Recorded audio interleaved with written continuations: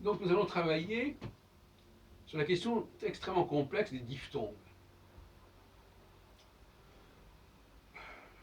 Alors, je n'ai pas étudié, je n'ai pas vérifié tout ce qui avait été écrit sur ce sujet, mais j'ai la vanité de croire que je vais vous dire des choses qui n'ont pas été dites, parce que j'ai des méthodes de travail qui me garantissent une certaine originalité.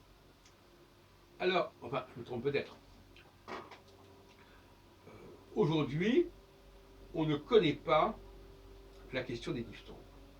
En tout cas, je veux dire par là qu'on ne pratique pas correctement le processus des diphtongues.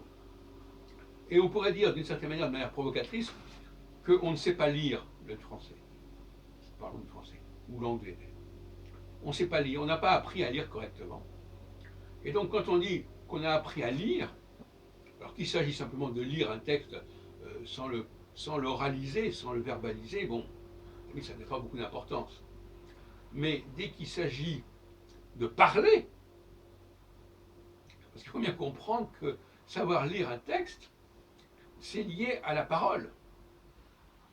Les gens parlent en fonction de l'écrit, d'une certaine manière. Bon, c'est peut-être plus compliqué que ça, mais c'est un peu ça quand même. Donc, apprendre à lire, c'est aussi apprendre à parler. Et en plus, alors apprendre à parler, on peut apprendre à parler sans apprendre à lire.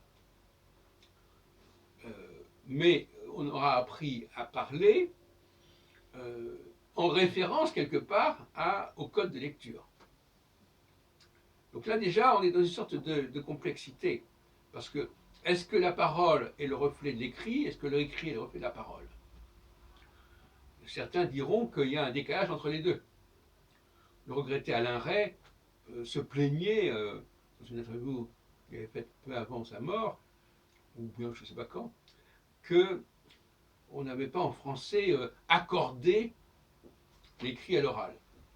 Comme si, qu'est-ce que ça veut dire accorder l'écrit à l'oral?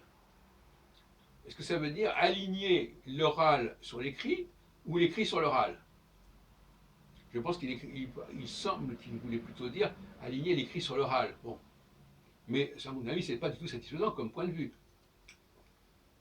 Donc nous allons travailler dans les prochaines vidéos sur cette question de est-ce que nous savons lire le français comme il doit être lu? C'est-à-dire comme il a été conçu. Quel était son mode d'emploi? Est-ce que nous avons le mode d'emploi de la lecture de la langue française aujourd'hui? Ou est-ce que nous l'avons perdu, égaré ou corrompu?